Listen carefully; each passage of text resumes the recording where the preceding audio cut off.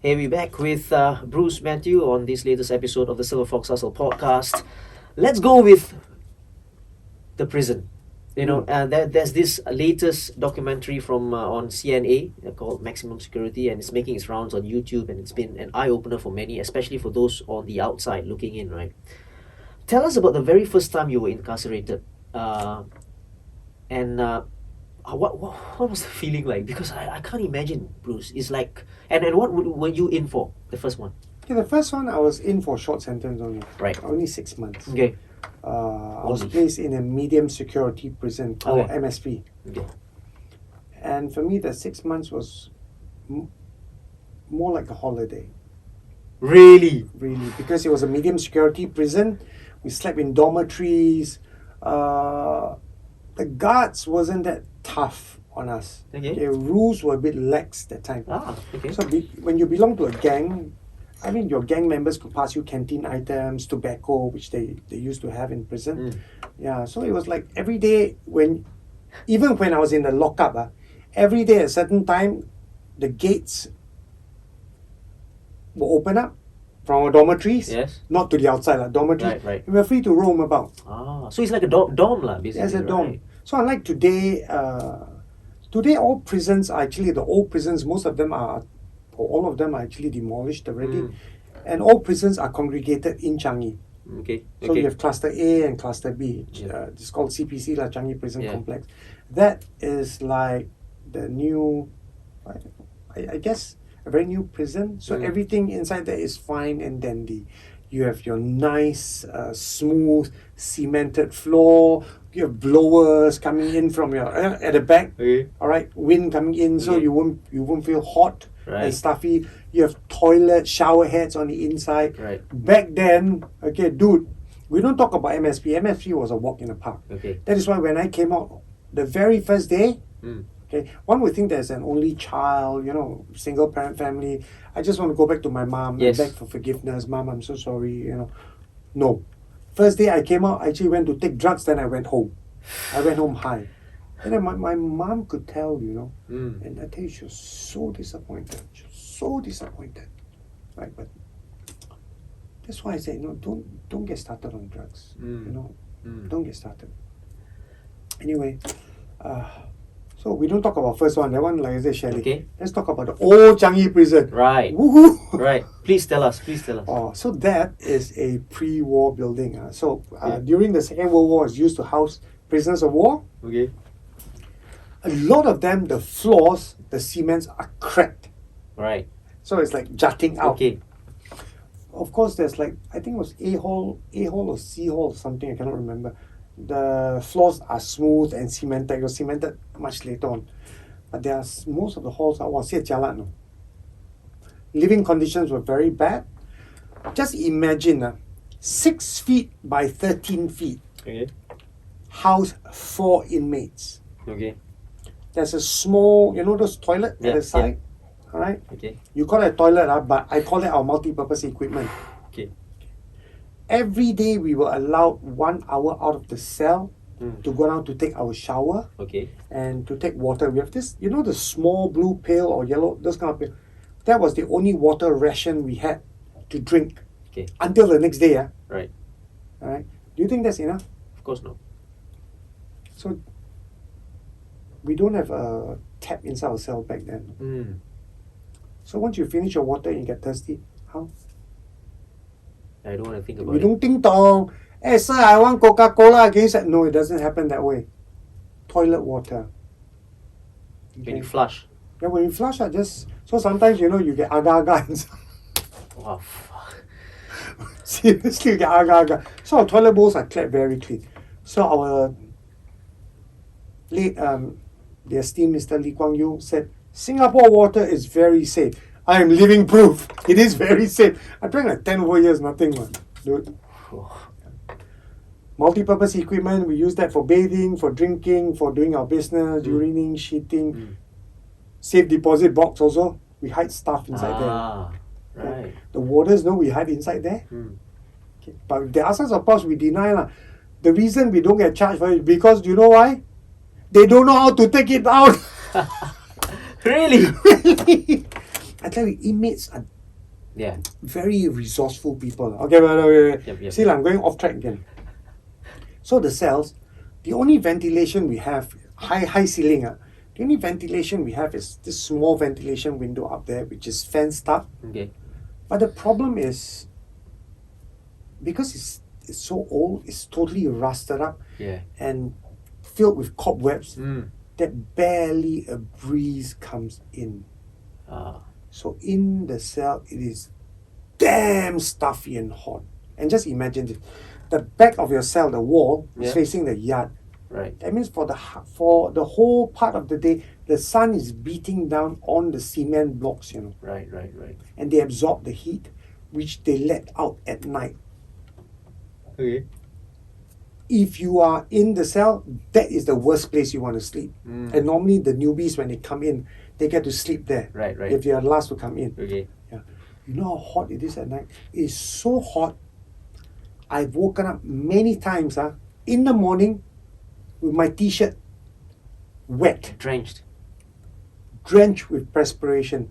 And there was this once I remember, when we sleep on our side, there's this well at your ear, right? When I woke up, I sat up, water, sweat, Wow. perspiration was not one drop. I was like, it actually pooled at the well down here and everything just came out. It's that hot, that stuffy and hot. I still remember once I was at Queenstown Remand Prison, whatever, was a rabak. Okay. It was so hot, I cannot sleep. You know what we did? We took water from the toilet, we splashed on the floor. Okay, and then we are given those white Toyogo box that you see. Yeah. The cover, we overturned the cover. Uh-huh. I placed water down there and I just laid on it, just to get a bit of respite, Yeah. relief. Yeah. Yeah. If not, cannot sleep that day, really. How about yard time?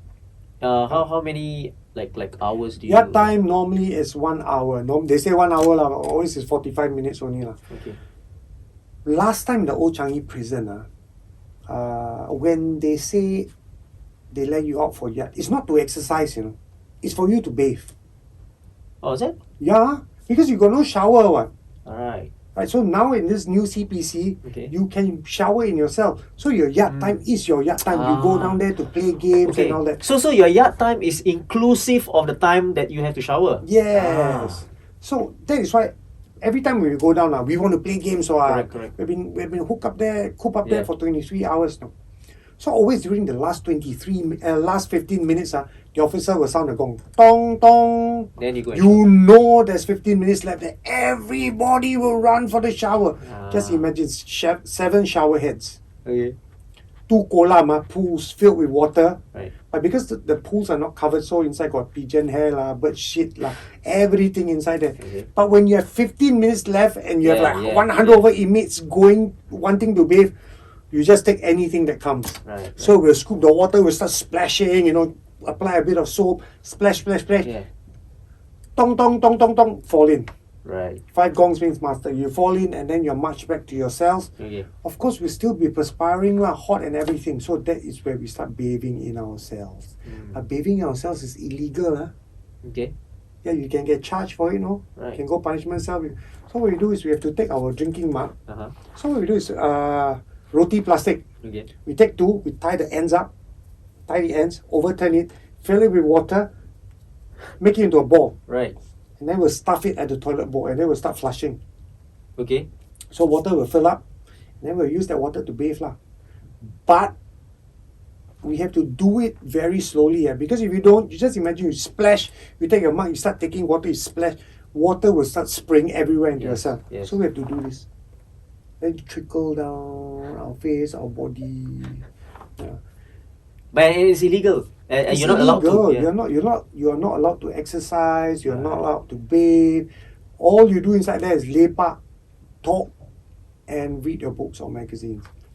But that is provided the hall that you're in, the system is good. I used to be in B hall. Okay. The system only fills up once a day. Okay. That means 4 of us in a cell. If we go to use the toilet, all must go together. Because it can only flush if you clear your bowels. You can only flush. No. The system is on the outside. connected to a metal chain, Okay. which is connected to a lever, Right. and the lever comes into the cell, Okay. half of the lever. So if you want to flush, you have to use that lever to Okay. pull. So the last guy is the very important guy. Because if you don't pull properly, you don't get a full flush. And you only get one flush a day. You know? One flush a day. Yes. And you don't flush properly, chocolate, all this will still be there. Then you have to go and wash it, dude. Fun, right? That was the old Changi prison for you. Wow. It's crazy, man. That's why I said it's just an eye opener. It's ridiculous, right? And we are so accustomed to whatever we're doing right now and flushing 100 times a day. And Yeah, not inside there. I mean, freedom is taken away from us. Basic amenities are taken away from us. But I guess it's more than that. I mean, everyone that goes to prison is forcefully taken out of society and thrown behind four walls. Okay, totally cut off from general population, news of what's going on in society. The news that we get on the inside is heavily censored. All right. Previously it was worse. Now it's a bit better. Previously it was bad. News was cut off. Just imagine this. Our visits are fixed at twice a month. Okay. If your loved one don't come on that day, I tell you, you cannot just pick up the phone to, hey, why you didn't come? No. What do you think will happen to that inmate? You'll start thinking. You start thinking, and always our thinking, most inmates are very warped. They always think very negative things, you know. Well, first will be something bad happened to my family, and then next will be my family don't love me anymore, blah, blah, blah. And we have to suffer this for the next 2 or 3 weeks till our visit, no? Yeah. What do you think that does to the mind? Right? So prison isn't a nice place to be, Shasi. Conditions may be better right now, but you know what? Prison will always be prison. Right. You're talking about visitations. How does that work? So 2 times in a month, and it's glass in between. Yes. So nowadays it's different. Nowadays you have one face-to-face and one tele-visit. Right. But I think due to the COVID restrictions, I think it's all tele-visit right now. They don't do face-to-face. Okay. So face-to-face you get 20 minutes. Tele-visit is 30 minutes. 10 minutes extra. Okay. Yeah, no? Right. Yeah, but the old prison, I tell you, the phones that we use is very faulty. Even nowadays, even my last trip in prison, how well the visitation goes is dependent on how good your speaker is working. The equipment. Yeah. Sometimes you kena one visitation room where the equipment is faulty. It's like, you know how frustrating it is, man. You get to spend 20 minutes and you get some faulty equipment you can't even hear. So most of the time, we don't use that and we speak loudly. Hoping that our loved ones would hear. Right. But just imagine one row of inmates, everyone starts speaking loudly. What happened? Like pasar. Yes. Now, caning. Best. You had how many strokes in total? 21 strokes. I received 21 strokes of the cane. At different times. First time was 12, second 6, third time was 3 strokes of the cane. Now let me get this straight. So let's say if you are sentenced and then you got 21 strokes, right? 21 strokes just at one time, right? So you get all 21 at one time. Yes. I have a lot of people asking me this question. Hey Bruce, not installment. Hey, no installment plan. This one not HDB, They. If you are caught, gives you 24 strokes of the cane, you take all 24 strokes all at once. That's the most, right? 24. Now it's 24. It used to be 48. 48? 48? Used to be 48. Yeah. I was told it used to be 40. I was told it used to be 48. All right. And there was this dude, he was the one that helped. Okay. I was told, if they lie to me, I lie to you. Yeah. What happened was, very small sized dude, smaller than you. Okay. He got 48 strokes of the cane. And then, when you're caned, I guess you've seen YouTube, you're actually strapped onto a frame. Okay. All right. And previously, they only put a sandbag around your waist. That is to protect your kidney and your liver. Right. Okay. Your bums are totally exposed. Right. And then they'll cane you. So the old school kind of caning is what I call the cha-cha. Okay. They will take 2 steps they'll stand 2 steps away from you. Okay. And then just like how you throw a short putt or a discus, Yeah. they will swing, gain momentum, and then they'll turn 2 rounds. And then full force down, stroke 1. Okay. And old school days, after stroke 1, they wait 1 minute to cane stroke 2. Wallan, the 1 minute. Wow. Walao. It's like, it's that pain, right? Enjoy the pain. It's making you enjoy the pain, then comes stroke 2. Okay. In prison, if you are a gang member, there is a rule. When you are caned, you cannot show pain. You have to grit your teeth and just go through it without no. If one sound of pain comes out from you, dude, in the old days, you are liable to get ostracized, Okay. ridiculed, or some people even take it to the extreme. You get discipline. Okay, so the first time I went caning, normally they will pack like either. Most of the time, it's those that receive the most canings will go first. Okay. I received 12, and I remember the guy in front of me received 12 also. Okay. So of course, before I went for my caning, I was scared, apprehensive, don't know what to expect. So it showed on my face. So I remembered this cellmate who told me this. He said, Bruce, I'm okay. They just call me, I'm okay. I'm okay, catch me. What's there to worry? He said, hey, please lah. I've gotten caned many times already. I tell you, the more you get, after certain strokes, your backside numb already, what? Then you don't really feel the pain. I mean, the pain will be there, but you don't really feel the pain. Then I thought about it. It's true, what? Right? I mean, I cannot remember who that guy was, but you know, I really, how I wish I could meet him again, so I can slap his bloody face. Walane, where got the pain went down? What? No way it happened, man. The pain increased, man. Okay, I tell you my personal experience. Okay, I was strapped on, Right. and I said there was this dude in front of me, right, who took 12 strokes. The worst thing was, he was a foreigner. Okay. He screamed with every single stroke of the cane. Wow. I remember, Mom! The more he screamed, I panicked. I told myself, see, Right. and when my turn came, dude, my heart was racing away. I was strapped on, okay, and then the ASP called stroke 1. Okay. Those warders that cane you are specially trained. Okay. All of them like I'm a rabak one, all big like. Okay. Yeah. Right. Okay, and then the cane is 4 feet long. It's of different thickness. Right. Not because to inflict different kinds of pain. No, it is because of warders. Some warders prefer to hold a thicker cane, some thinner cane. Okay. It all depends on them. Right. So for all you guys out there, this caning is not like how your mother cane you, those kind of pain. Very different, just to let you know. My experience, the first stroke cane, BAM! Chassis freaked out. Okay, the pain was damn intense.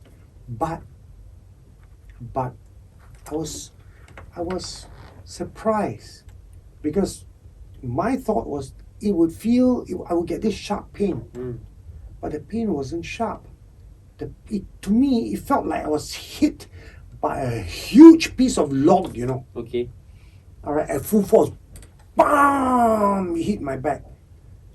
It was very painful, but I told myself, Bruce, you can take this pain. Okay. Okay. First stroke, middle of my butt. Then came the second stroke. BAM! It landed on top of my butt. Pain meter went up, but I told myself, you can do it. Okay. Then came the third stroke. BAM! Bottom of my butt. So the strokes went 1, 2, and 3. Okay. All 3 strokes. I mean, of course, with every stroke, the pain meter went up a bit and a bit by bit. But I told myself, strangely, why the pain is so blunt? I can take it.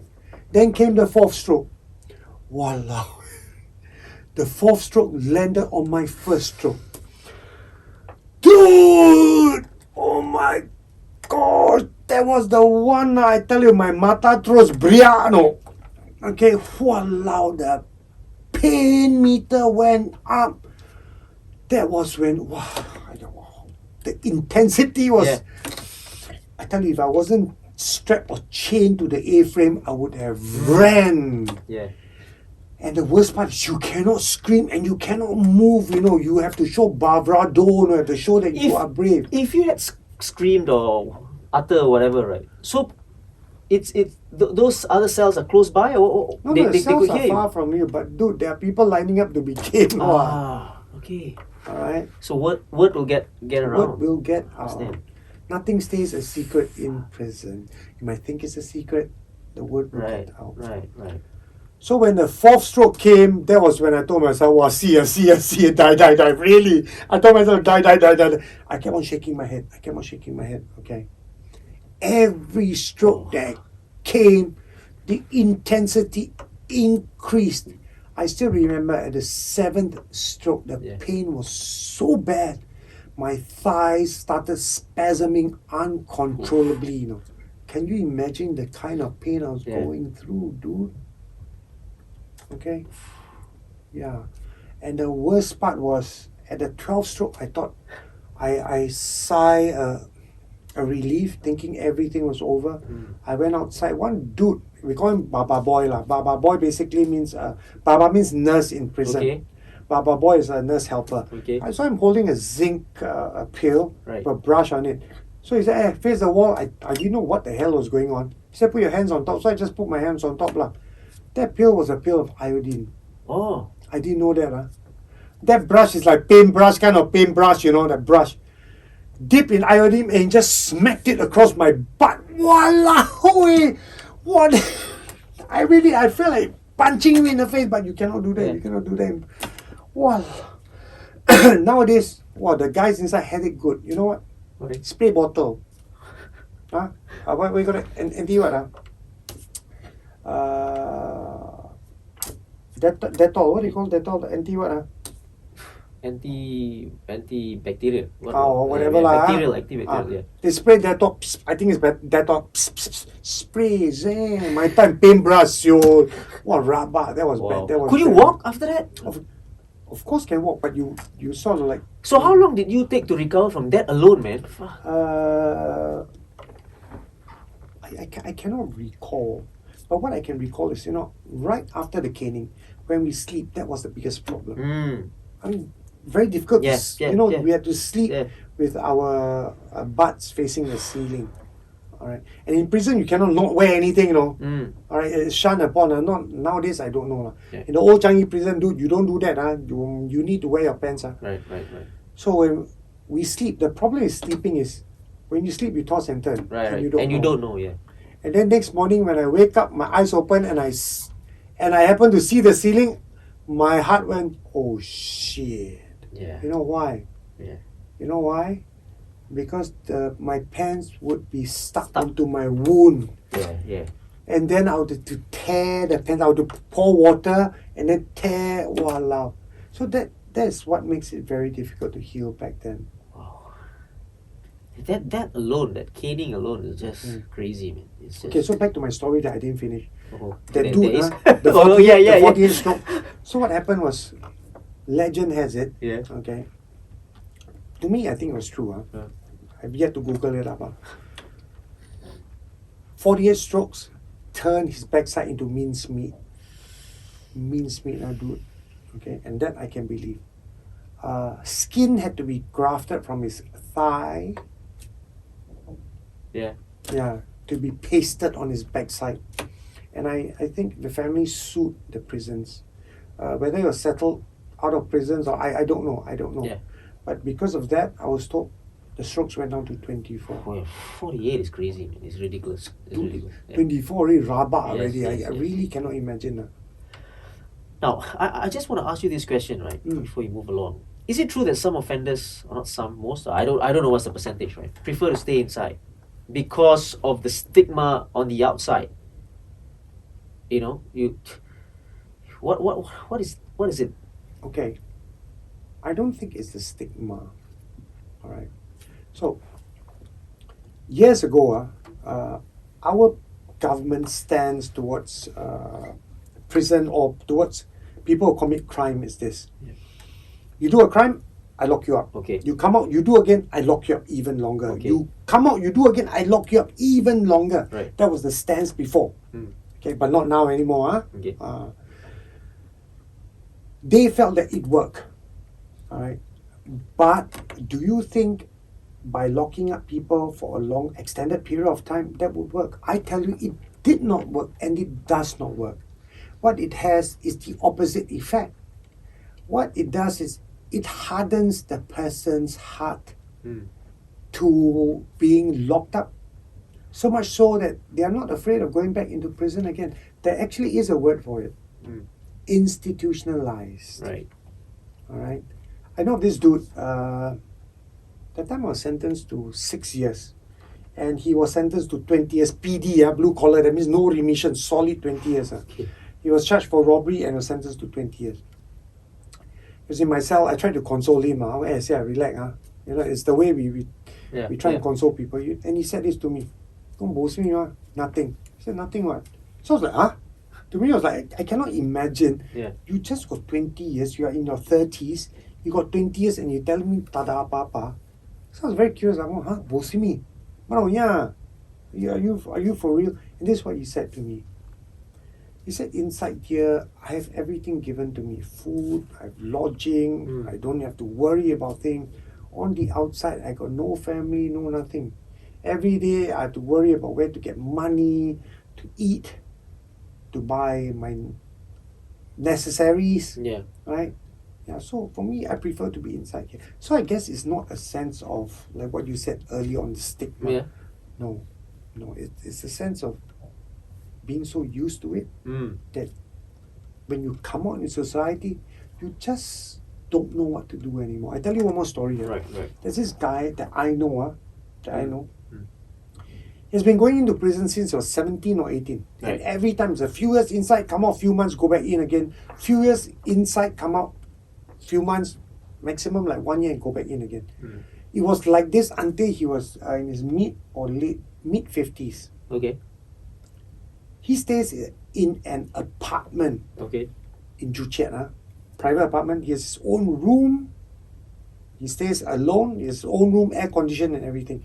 When I went to visit him, you know where he was sleeping?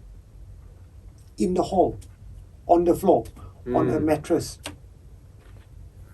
Why it scared the shit out of me was because it told me he is so used to prison life. Right. He cannot even pull himself to sleep in his room, you know. Okay. And if I'm not wrong, it took him like 3 or 5 years. Then he started sleeping in his room. Wow. You know the worst part? I went to the toilet. He didn't even have a bath towel. He had a face towel, just like what we do in prison. Used to it as well. Yeah. His mug, his toothbrush. His toothbrush was placed inside a plastic mug and placed neatly at the corner of the sink. Right. Which was like just exactly what we do in prison. That really scared the shit out of me. Now that is like you said, not the stigma. Is you yourself because you're so used to it and stuff like that. How about like when you get out and the stigma that you're an ex-offender and you're going for a job, asking applying for a job now. That's a different kind of thing. That's like a stigma, right? Like people have employers have the stereotype of ex-offenders. How about that? Okay. So are we? I have to ask you first. Is this leading towards change?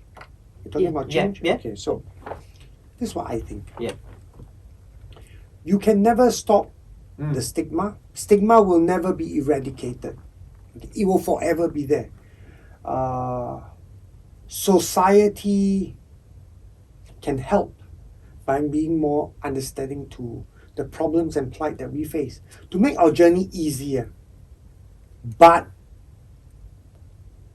remember this, no one owes us a living or owes us anything. Okay? Change must come from within. If change is solely dependent externally, then do you really call that change? Change comes from within. If I truly want to change, despite all the challenges, all the obstacles, opposition, even oppression, I will still go forward. Yeah. That is change from within. But if change is solely dependent on external forces, then dude, you will crumble at the first sight of an obstacle or a challenge. Yeah. Right? Do I blame society for having this stigma or, you know, this very bad, what do you call it, thoughts about us? Yeah. No, I don't.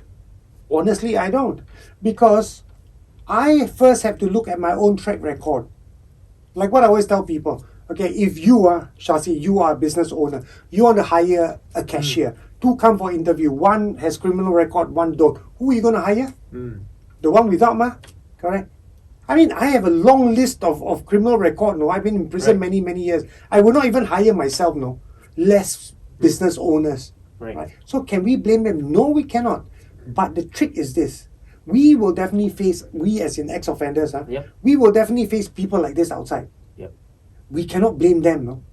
Right? We have to look at first at our own track record. But the trick is to move on. Each time you face with someone like this, you're met with someone, you move on. And I guarantee you, along the way, there will be someone who will accept people like us. Yeah. And it is with people like this that we make new friends, we build up a new community.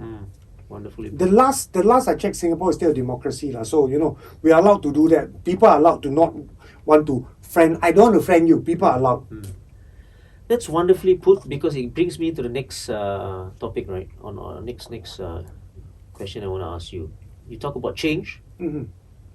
Why change, Bruce? Why did you decide to change? So, okay.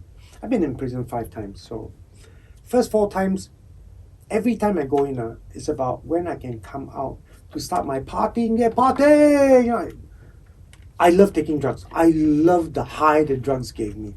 All right. I know there will be people out there who take drugs due to, I guess, their circumstance that they're in, you know, to drown out their sorrows and all. I don't deny that. But for me, it was all for pleasure. Okay. First 4 times is always about when am I going to come out, when I'm going to start my partying days again. But the last time I was in prison was a very different thing, because I was married, and not only was I married, I had a daughter. So when I went in, my daughter was 3 years and 1 month old. And because I came from a single parent family, since I was a teen, my biggest dream was to have a family of my own. And I always tell myself, Bruce, when you have a family of your own, you must not be like your father, an absentee father. You have to be there to protect and love and nurture your child.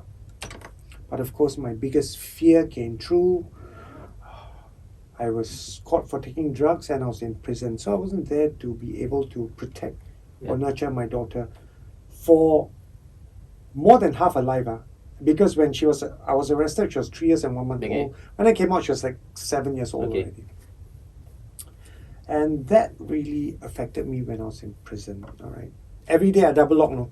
Honestly, double lock. I cried a lot of nights in prison because I miss my daughter so much. To me, my daughter is my everything. And my daughter is my biggest blessing that I've received from God so far. And she will always be my biggest blessing. So when I was inside, my wife used to bring my daughter to visit me once a month. Then, being her age, all she wanted to do was to talk and play with me. So she dominated the whole visit. So there was this one particular day when she came, it was 11 months into my incarceration. That day was very special because that day was my daughter's birthday, her 4-year-old birthday. So my wife had bought a brand new dress for her. Then you know how little children are, she was so proud of the dress. Then when she came in, Tata, you see, pretty, right? She paraded herself. And then when she sat down, I sang her a birthday song. And, you know, all of us were singing and clapping, and we were all very happy, you know. And then at the end of the song, my daughter looked at me, you know, with those big innocent eyes, and she said, Dada, Carrie.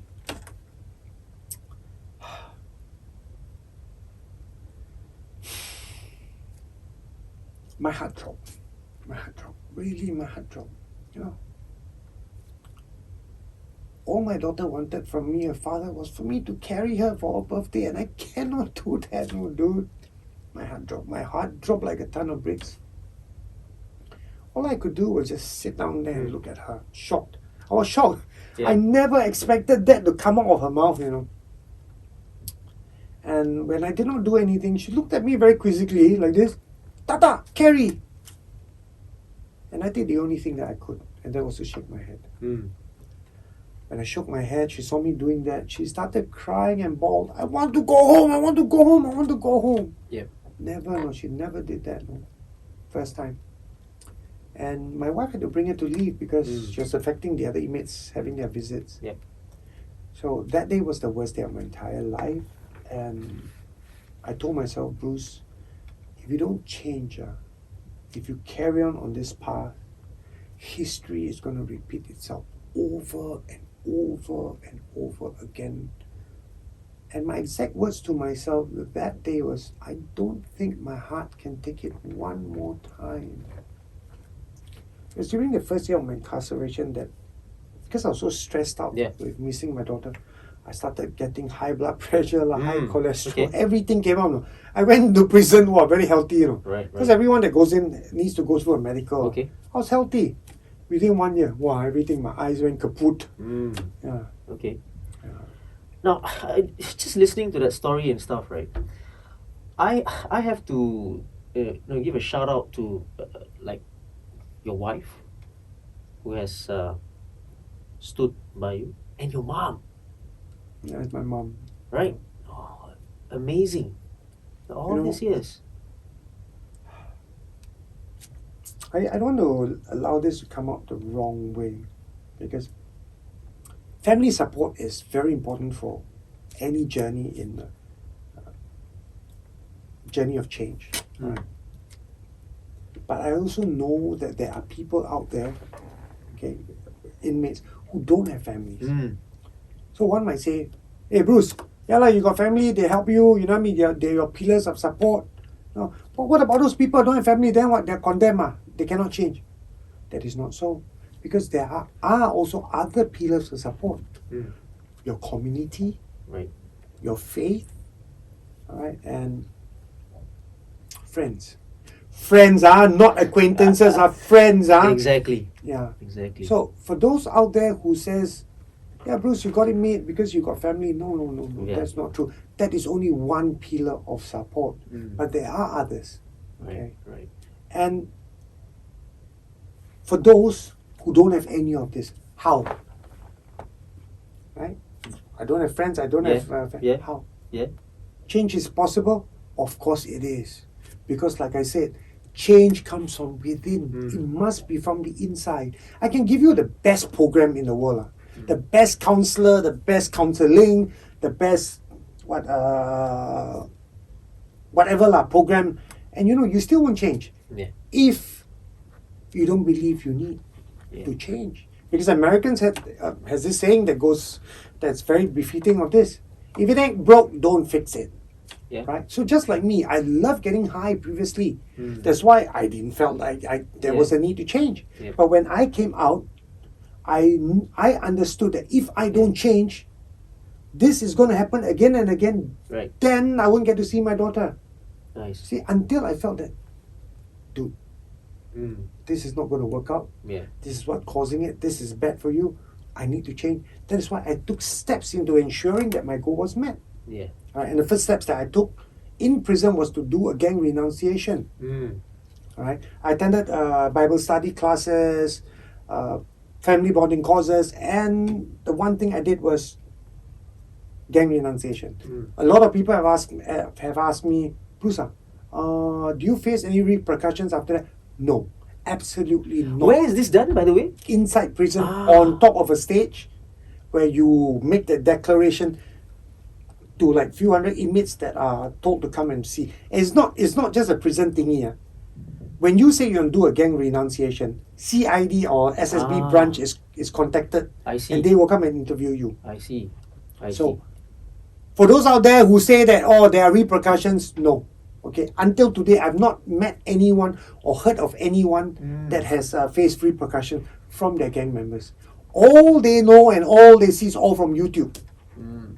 All those South American gangs, hands chop lah, head chop lah. Right. So people have asked me, hey, Bruce, I've had this before, students. Bruce, I want to renounce sleep, but I'm so scared. I say, scared of what? They always call me on the phone, ask me to come down. Then I don't know how to reject them. I say, okay, I teach you. First time they call, you say, just give them an excuse. For example, Hey, today cannot. My mother asked me to help. Okay. Next day they call. Hey, cannot. Oh, today I got very bad headache. I don't know why they want on the rest at home. Third day they call. Give another excuse. Fourth day, give another excuse. Are you telling me after the 20th time they'll keep on calling again? Huh? Chinese say, "My liao gas, no, don't waste gas." Boom, boom, boom. It's like the traffic light. Vroom, vroom. Don't waste gas. Some people will just get sick and tired of calling you after the 20th rejection. But some people will be very persistent. They keep on calling. Hey, no, you have to come now. And you know what? Thank God for modern technology. There's this function on your phone called block. Right. So the message I'm trying to get across is, it is not difficult. Okay. The biggest obstacle, the biggest challenge to any change, you know what? Is yourself. Exactly. Spot on. It's always ourselves. That is why I said, it is not external. All right. Don't look towards external. When you do that, change for you will be very difficult because it's the climate outside that's very volatile. Things will change. Monday is like that. Tuesday is like that. Then what? Yeah. Right. But when it's internal, it's very different. It can stay constant. That is why this episode has been really, really good. And again, we don't want to downplay the difficult part, like difficult to change part, because it is not easy. It is not, even if you say that it comes from within, but when you go out, obviously the circumstance, whatever, it can be anything in the world, right?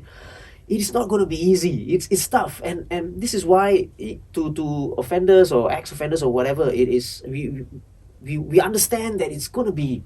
It's not easy. It's not. You there's a keyword. No, keyword is tough. Yeah. The keyword wasn't impossible. Yeah. Right. You're right. You're right. Tough can be overcome. Yep. Right. Yep. Situation tough. You need to be tougher. Yep. That's it. Yep. All right? And you can train yourself to be that. And I often say this to my students because I'm a PE teacher, right? So when I whack, when I'm doing that, the so-called whack, right? I always say this to them. I didn't say it was going to be easy. It is going to be tough. I have a question for you since you're a PE teacher. Okay, here comes. Do you rubber mat or not when you ask them to do push-ups? Push-ups no need rubber mat, but sit-ups, yeah, right? For your. My time, in primary school macam tak ada pun. What's up with this rubber man? Walao. Dude, I don't know. It's going to come out. It's not going to come out nice. I'm not going to go that way. Now, since you've been out, right? What have you been doing? Of course, you were with the Living Well, and you're doing motivational speaking as well. So how has it been? Honestly, the journey has been eye-opening. I guess it's not destination, but the journey that's important.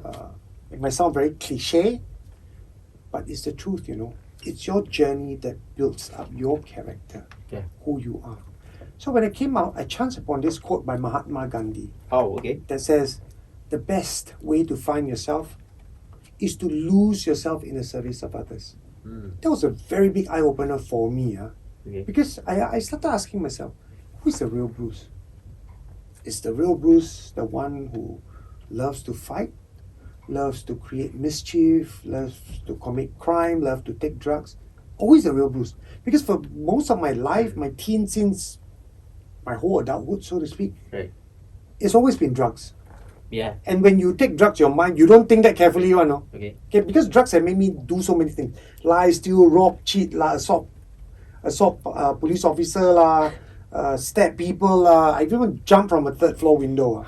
Yeah. I've been there and done that. Right. Okay. Is that the real Bruce? I don't think it was. I don't think it is, or I don't think it was. Right. So this quote got me to think, hey, why don't I try volunteering? Nice. Okay. So the first volunteer work I did was a car wash. Really? I cannot remember who it was, who the charity was involved. I did it. I brought my daughter down. Yeah. Okay. And I discovered this. I love communicating with people. Nice. All right. And then to be able to not only bring a smile on a person's face, but also to raise money for charity. Yeah. Well, that made me feel a lot of joy, Yeah. So much so that it has not stopped until today, I still do food distribution. Beautiful. Every Friday at Chin Swee Road. Right. 5:30, Block 11. Those who want to come now, please do come down and help. Okay. We are not registered, nor are we affiliated with any organization. So how does this work? 5:30? 5:30, Block 11, York Hill, Chin Swee area. Okay. So we service 6 blocks down there for the elderly and over there rental flats. Okay. Rental flats. So it's sort of like considered the slum areas of Singapore. Okay. Right.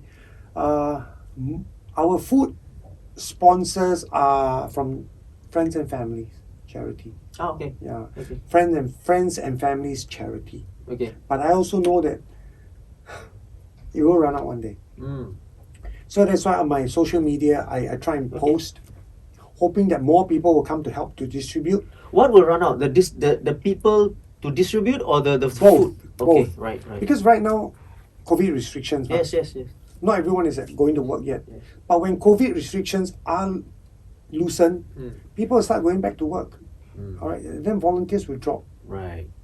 I do this. I used to do this with Back to Basics as this company. Okay. So we used to do I do the delivering and stuff on the last weekend of the month, and then it has stopped because of COVID and stuff. The restrictions are. But I tell you what, and I do this with my son. I bring him.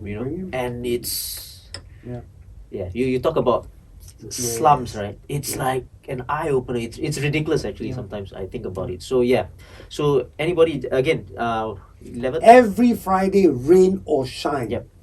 Snow, hail, we will be there at 5:30, Block 11, York Hill. Okay. Anyone want to volunteer, come down. Yeah. All right. Just make sure you are vaccinated. Yep. We don't want money. Yep. Okay, but you want to give, I think. We don't want money. We want food to feed the poor people. Okay. All right. We have collaborated with a few F&B outlets who are willing to supply us food package at $3 a pack. Okay. All right. So nice food. Nice. F&B outlets like Legacy, Fish Mama, Soy 72, S17. Nice. All right. So food packets like this normally goes at like $5. Okay. But they're selling us cheap because they know what we do. Okay. All right. Beautiful. If you don't want to give us cash, I don't want to take cash. Just buy the food, leave it down there. We'll go and collect. Okay. Nice. How about the motivational speaking that you've been doing? Where do you go to? Like how? Okay, I'm volunteers with the Singapore Prison Service, Permanent Pass. I've volunteers with the Central Narcotics Bureau. I'm volunteers with Teen Challenge. So for these organizations, they do call me up to do motivational talks, anti-drug talks, for the CMB lah. Yeah. But schools do contact me to conduct talks to their students. Okay. There are some schools who conduct me to give talks to those kind of case one. Okay. You know, right?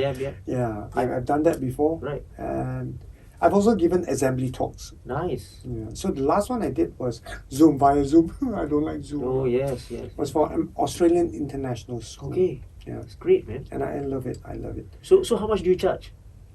I do charge lah. No, yeah. So okay. if you don't reveal it here, it's fine. Yeah, Right? it's fine. So it all mostly my charges will be around 500 to 1,000. Okay. For how long? For about an hour or two. Okay. An hour or two. Yeah. Right. Those are my charges. But that's brilliant. Something that you are doing, it's absolutely brilliant. And you spoke about the things that you've done just now. You just recall and stabbing and stuff. We don't have much time here. Please go and Google, because I've seen I've heard of what he said and what he did before. Stabbing and assaulting policemen and all these things. Just go and Google Bruce Mathieu. You will find that out, right? But just to let you know, my Matthew is spelled Mathieu. Yes, correct. It's French. Find me on Facebook. Yeah. Friend me. Most of the time I'll accept, unless I go into your page, I see like only one photograph, that one forget it. Yeah. Okay. The dodgy fellas. Final thoughts, Bruce. Yes. Final thoughts. Your final thoughts. What can you say about your life journey and your journey now? Okay. I've been out close to 6 years. During these 6 years, I faced a lot of obstacles, obstruction, and at times also oppression. Things have not been easy for me, but it is my sincere belief that if I keep my inner compass facing true north, with my faith and my family as my two pillars of support, I can and I will have many more beautiful and bright and free 6 years ahead of me. Mr. Bruce Mathieu, thank you so much for being on episode number 64 of the Silverfox Hustle podcast. It has been an eye-opening episode. It has been a beautiful conversation with you, with the of how you have. We're talking about redemption, right? This is it. And I really hope that you stay on this path. Whatever you want to call it, the temptation or the complacency or whatever. After that, we move ahead. It's not going to be easy, like you said, but it's never impossible, right? Absolutely brilliant. Thank you again, Bruce. This has been episode number 64, and at the end of the podcast, obviously, if you watch this and hearing this, please click on the subscribe button. We're on Spotify, Apple Podcasts, and YouTube, of course. Till the next episode, the hustle beats talent when talent doesn't hustle. Cheers. Oh, confusing.